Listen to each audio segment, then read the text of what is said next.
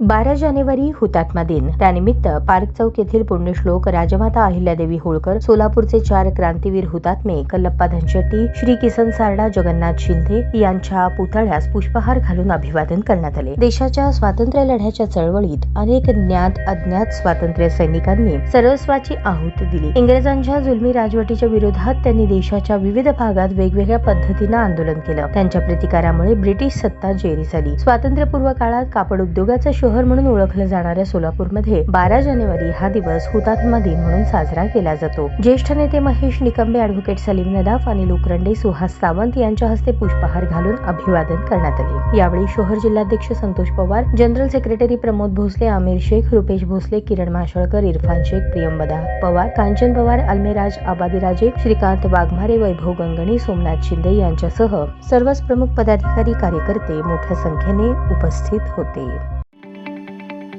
ताज्या बातम्या पाहण्यासाठी प्राईम महाराष्ट्र न्यूज चॅनलला सबस्क्राईब करा.